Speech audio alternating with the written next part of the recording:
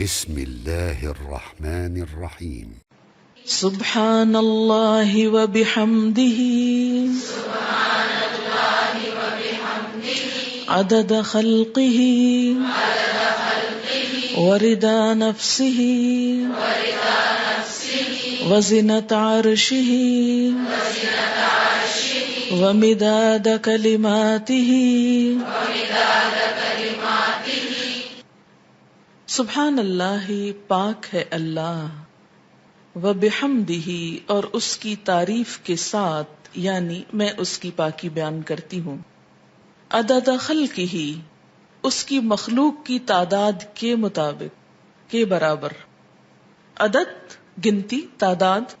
خلق بمعنی مخلوق، یعنی جتنی اس کی مخلوق ہے، اس کی جتنی تعداد ہے، جتنی اس کی کریشن ہے، ان سب کی تعداد کے برابر، گنتی کے برابر.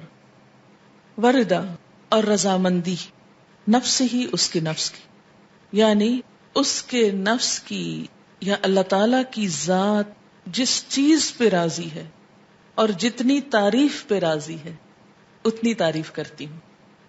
وزنۃ عرشہ، اور اس کے عرش کے وزن کے برابر، یعنی جس عرش پر اللہ تعالی متمکن ہے اس کا جتنا وزن ہے ہم تو اس کا احاطہ بھی نہیں کر سکتے، اس کے برابر. ومداد، اور سیاہی، کلمات ہی، اس کے کلمات کے لکھنے کی. یعنی قرآن پاک میں آتا ہے کہ اگر سارے سمندر سیاہی بن جائیں اور اتنے ہی اور بھی، اور سارے درخت قلمیں بن جائیں اور اللہ کے کلمات، اس کی تعریف لکھی جانے لگے تو سارے سمندر خشک ہو جائیں، لیکن اللہ کی باتیں کبھی ختم نہ ہوں. تو اس لیے اس کے کلمات یا اس کی باتیں لکھنے کے لیے جتنی سیاہی چاہیے اس کے برابر. یہ مسنون تسبیح ہے اور بہت ہی خوبصورت. چند لفظ ہیں لیکن ایک بندہ مومن کے دل کے اندر اللہ تعالی کی محبت کے لیے، اس کی عظمت بیان کرنے کے لیے جو اس کے جذبات ہیں اس کی ایک عکاسی ہے. اب دیکھیں کہ اللہ تعالی کی ذات جتنی بلند ہے اور اس میں جتنی خوبیاں ہیں ان کا احاطہ کرنا ہم جیسے کم عقل اور حقیر انسانوں کے لیے ممکن ہی نہیں. نہ وہ ہماری عقل میں سما سکتا ہے، نہ ہمارے تصور میں، اور نہ ہی ہماری اتنی زندگی ہے، نہ ہماری اتنی قوت ہے، نہ اتنی طاقت ہے، مجال ہے کہ ہم واقعی اس کی تعریف کا حق ادا کر سکیں. اس کی تسبیح کائنات کی ہر چیز بیان کر رہی ہے. وَإِن مِّن شَيْءٍ إِلَّا يُسَبِّحُ بِحَمْدِهِ، کوئی چیز ایسی نہیں جو اس کی تسبیح نہ کر رہی ہو. وَلَٰكِن لَّا تَفْقَهُونَ تَسْبِيحَهُمْ، لیکن تم ان کی تسبیح کو سمجھتے نہیں ہو. سَبَّحَ لِلَّهِ مَا فِي السَّمَاوَاتِ وَمَا فِي الْأَرْضِ، تسبیح کر رہی ہے اللہ کی ہر وہ چیز جو آسمانوں میں ہے، ہر وہ جو زمین میں ہے. جب ہر چیز اس کی تسبیح میں لگی ہوئی ہے تو میری زبان اس کی تسبیح سے خالی کیوں رہے؟ اگر میں نہیں کروں گی تو میری محرومی ہے. اللہ تعالیٰ کا تو کچھ بھی نقصان نہیں.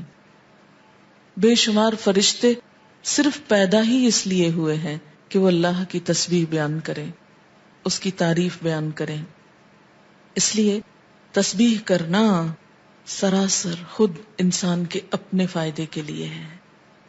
اس طرح انسان باقی کائنات کا ہم نوا ہو جاتا ہے. جس ذات سے جتنی محبت ہوتی ہے اس کے لیے الفاظ کا چناؤ اتنا ہی مشکل کام ہوتا ہے، اور اللہ کی تعریف کے لیے الفاظ کا چناؤ ہم عام انسانوں کے بس میں نہیں. اس لیے ہمیں لازمی طور پر سہارا لینا ہے نبی صلی اللہ علیہ وسلم کے الفاظ کا. تو آپ نے جو الفاظ سکھائے مسنون بھی ہیں اور بہت جامع بھی ہیں. آپ صلی اللہ علیہ وسلم کی یہ خصوصیت تھی کہ انما اوتیت جوامع الکلم، مجھے جامع کلمات عطا کیے گئے ہیں. آپ صلی اللہ علیہ وسلم کی گفتگو کی ایک خوبی تھی کہ کم الفاظ میں بڑی بات کہہ سکتے تھے. تو یہاں بہت کم الفاظ میں بہت خوبصورت طریقے سے اللہ تعالی کی تسبیح بیان کی گئی ہے. تو جب بھی آپ دعا مانگنے لگیں تو اس سے پہلے اگر یہ چند لفظ بول لیں تو دعا کا وزن اور قبولیت اور اس کی خوبصورتی بڑھ جائے گی. اب دیکھیں کہ دعا کے شروع میں اور آخر میں تسبیح پڑھنا اور درود شریف پڑھنا یہ ایسا ہی ہے کہ جیسے کسی کو کچھ دینے کے لیے آپ ایک خوبصورت جیسے گفٹ پیپر ہوتا ہے یا اچھا کوئی برتن ہو سکتا ہے یا کوئی بھی چیز جس میں آپ کوئی چیز ڈال کر دے رہے ہیں. مثلا آپ نے ایک خوبصورت خط لکھا اور گندے سے انویلپ میں ڈال کے دے دیں تو وہ تاثر کیسا ہوتا ہے؟ درست نہیں ہوتا. اسی طرح آپ اچھی سے اچھی بات کہنا چاہیں مگر الفاظ اچھے نہ ہوں تو اس کے اندر خوبی نہیں آئے گی اچھی سے اچھی بات میں.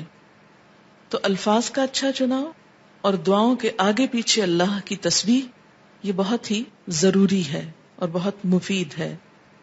اور اس سے بڑھ کر جامع الفاظ کم ہی ملیں گے آپ کو، اس لیے ان کو یاد بھی کر لیجئے اور عادت بھی بنا لیجئے. اب اس شعور کے ساتھ جو کچھ ہم نے اس کا معنی سمجھا ہے، مثلاً عدد خلقی ہی، تو آپ سوچئے ذرا کہ اس کی مخلوق کی گنتی. مثلاً کہا جاتا ہے کہ آسمانوں پر جتنے ستارے ہیں اگر ان کو فرضی نام دے دیے جائیں، مثلاً ABCD، تو ان ناموں سے پکارنے میں یا ان کی صرف گنتی کرنے میں 400 ملین سال چاہیے. کیونکہ انسان نمبر 1 تو احاطہ ہی نہیں کر سکتا، اور اگر صرف گننے لگے ان کو، صرف ستاروں کو، ابھی زمین کے ذرات کو نہیں، ریت کے ذرات کو نہیں، اگر آپ میں سے ہر ایک کو پورا کراچی شہر مثلاً سمندر کے کنارے پہنچ جائے اور ایک ایک گلاس ریت کا اٹھا کر اس کو دے دیا جائے ہر شخص کے کہ اس کے ذرات گنو، تو میرا خیال ہے کہ صرف وہ ذرے گننے میں اس کو کئی سال لگ جائیں، ایک عمر بیت جائے. تو ہم نہ تو یہ ذرات گن سکتے ہیں، نہ یہ ستارے گن سکتے ہیں، اور نہ ہی ہماری اتنی عمر ہے. تو یہ ایک تسبیح لے کے اگر ہم چند دفعہ سبحان اللہ کہہ بھی دیتے ہیں اس سے حق نہیں ادا ہوتا. سارا دن بھی بیٹھ کے تسبیح پڑھیں تو مت کبھی سوچیں کہ ہم بڑے عبادت گزار ہو گئے اور بہت کچھ کر لیں. کچھ نہیں کیا. کبھی اپنی عبادت کا انسان کو غرور نہیں آنا چاہیے، نہ کبھی عبادت کے تکبر میں مبتلا ہوں، کیونکہ ہم اللہ کا حق ادا کر ہی نہیں سکتے. تو پھر جب انسان یہ کہتا ہے عدد خلق ہی، تو گویا وہ سب کچھ گنا گیا جو آپ ویسے نہیں گن سکتے. لیکن شرط یہ کہ دل سے کہیں عدد خلق ہی ورضا نفس ہی، اتنی تسبیح جس پہ وہ راضی ہو جائے. بس مجھے اس کو راضی کرنا ہے، میں جب تک تسبیح کروں گا جب تک وہ راضی ہو جائے، اس کی رضا کے برابر. وزنۃ عرش ہی، اور وزن میں اس کا عرش، اس سے وزنی کوئی چیز نہیں، اور اس کے کلمات لکھنے کی سیاہی کے برابر. وہ کتنی ہے اس کا احاطہ بھی ہم نہیں کر سکتے. اب آپ دیکھیں لیکوڈ بھی آ گیا اور ایبسٹریکٹ چیز بھی آ گئی اور ٹھوس چیز بھی آ گئی، یعنی ہر چیز کا ایک طرح سے احاطہ کیا گیا. اب اس تصور کے ساتھ تسبیح پڑھی. سبحان اللہ و بحمدہ عدد خلقہ